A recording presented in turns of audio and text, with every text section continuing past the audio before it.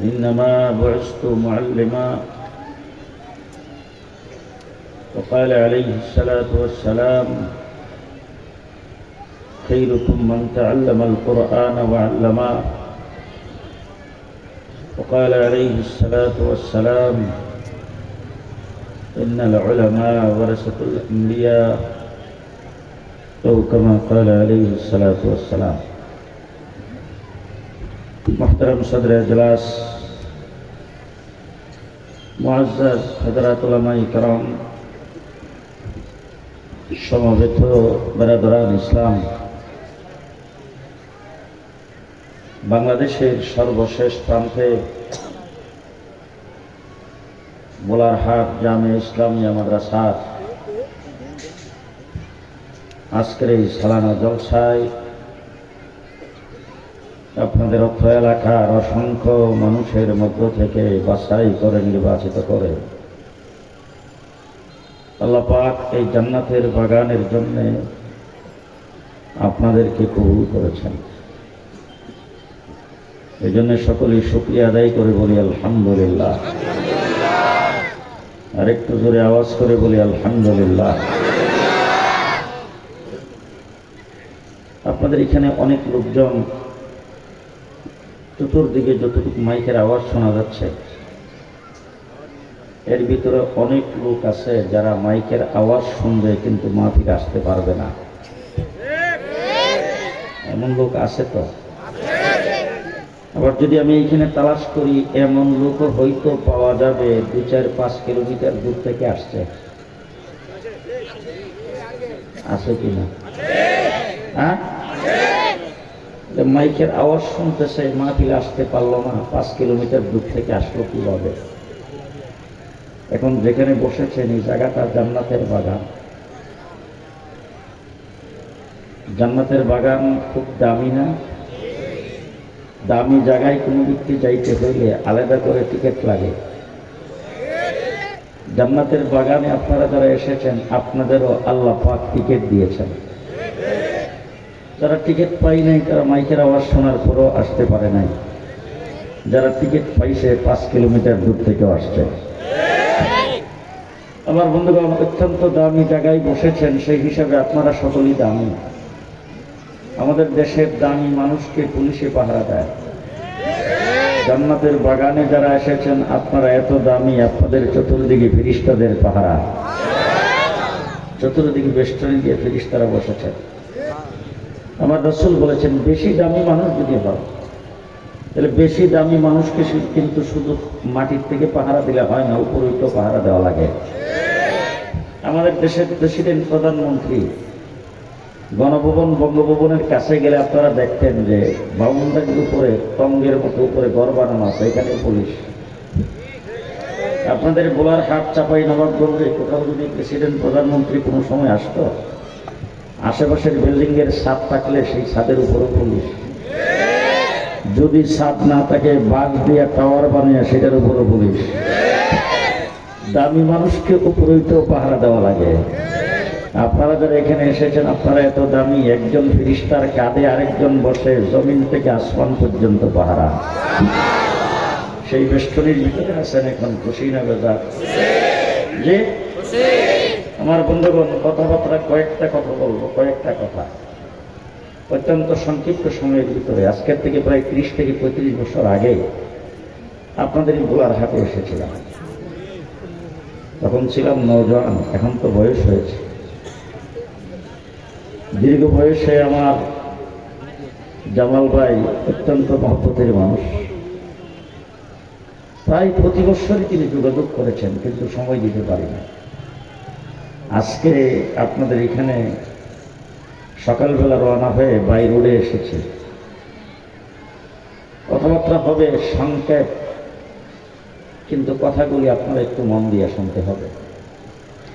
আমাদের শুধু বাংলাদেশে নয়, গোটা পৃথিবীতে বর্তমানে শিক্ষার ব্যাপক প্রচলন চলছে।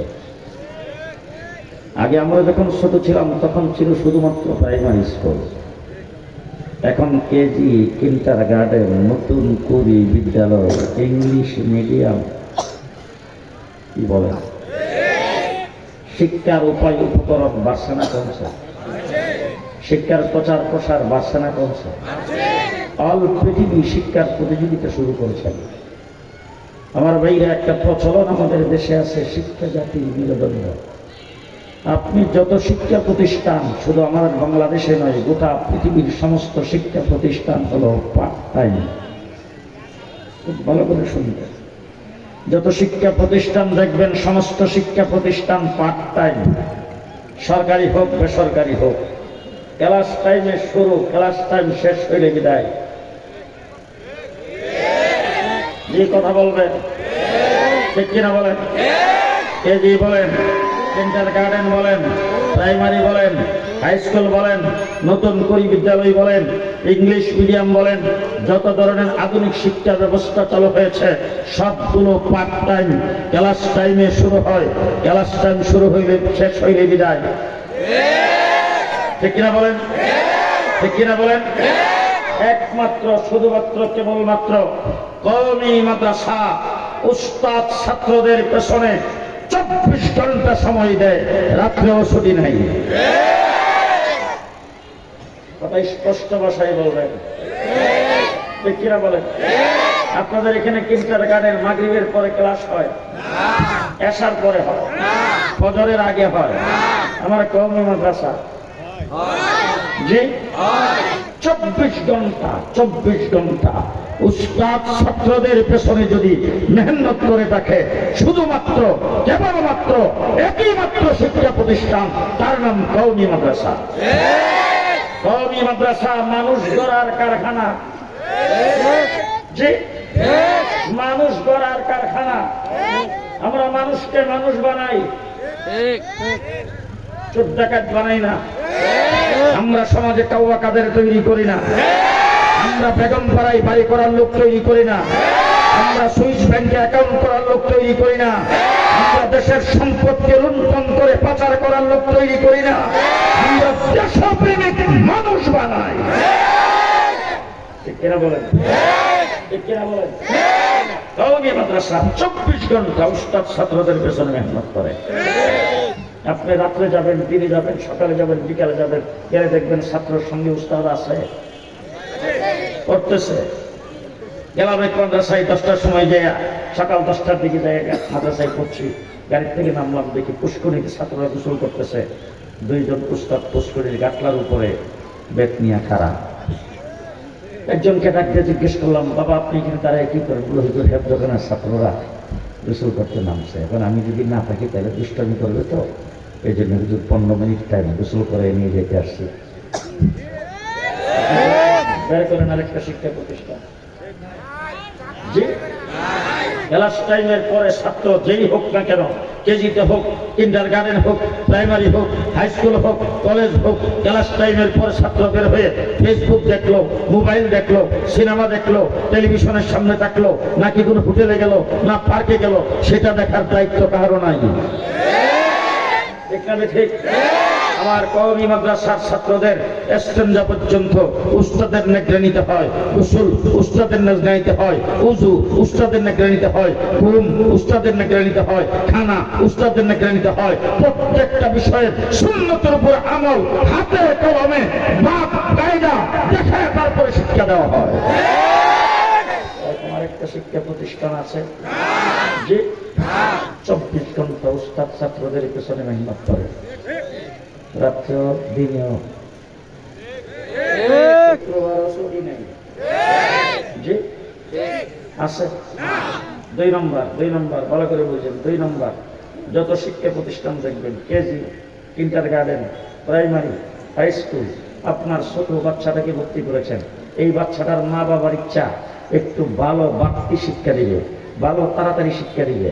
এখন স্কুলের মাস্টারের কাছে যে বলছেন, স্যার আপনার মাদ্রাসায়, আপনার স্কুলে, আপনার কিন্ডারগার্টেনে আমার বাচ্চারা ভর্তি করেছি, এই বাচ্চাটা একটু ভালো দুষ্টামি করে, সারাদিন মোবাইল নিয়ে বসে থাকে, এই বাচ্চাটাকে স্যার আমরা মা বাবা বললে কোনো লাভ হয় না, আপনি যদি একটু আসতেন আধা ঘন্টা আমার বাচ্চাটাকে নিয়ে যদি ক্লাস টাইমের বাহিরে একটু যদি বসতেন, ABCD ক খ সরেয় সরেয়া 1 2 3 1 2 3 এই অক্ষরগুলি যদি একটু শিখাইতেন, বাচ্চাটাকে নিয়ে বসে যদি স্যার একটু আধা ঘন্টা যদি সময় দিতেন, আমি জিজ্ঞেস করতে চাই, প্রাইভেট টিউশন ফি লাগবে কিনা? জি লাগবে কিনা বলেন? লাগবে। আর আমার কওমি মাদ্রাসায় এসে দেখেন, সন্ধ্যার আগে, সন্ধ্যার পরে, রাত্রে, শেষ রাত্রে, ফজরের পরে 24 ঘন্টা ছাত্রদের পেছনে উস্তাদ মেহনত করতেছে। রাত্রে ঘুমাইছে, ছাত্র পাশে আছে। রাত্রে ছাত্র উজু করতে গেছে, পাশে আছে। ইস্তেঞ্জা করতে গেছে, পাশে আছে। ঘুমাইতে গেছে, পাশে আছে। 24 ঘন্টা ছাত্রদের পেছনে মেহনত করতেছে। 1 টাকা প্রাইভেট টিউশন ফি নাই। আছে?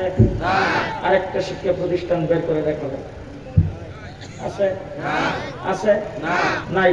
3 নম্বর, অল বাংলাদেশ চ্যালেঞ্জ করে বলতে চাই, কওমি মাদ্রাসা যেদিন থেকে শিক্ষা শুরু করেছি, মাদ্রাসায় যেদিন থেকে ভর্তি হয়েছি, ওই দিন থেকে বাপ মা ছেড়ে আসছি, লেখাপড়া শেষ হয়েছে, তারপর আবার খেদমত শুরু করেছি। এখন পর্যন্ত আসি, মাঠে আসি, ময়দানে আসি, মাদ্রাসায় আসি, সব জায়গায় আসি। হযরত মাওলানা জামালউদ্দিন সাহেবকে দেখছি কচকচা দাড়ি, আমাদের মতো নওজোয়ান। তারপরে তিনি আজকে সাদা দাড়ি হয়ে বুড়া জয়ীফ হয়ে গেছে, মাদ্রাসায় খেদমত করতেছে। আমি আপনাদের জিজ্ঞেস করতে চাই, একমাত্র ডিপার্টমেন্ট কওমি মাদ্রাসা কত বছর বয়সে রিটায়ার করে?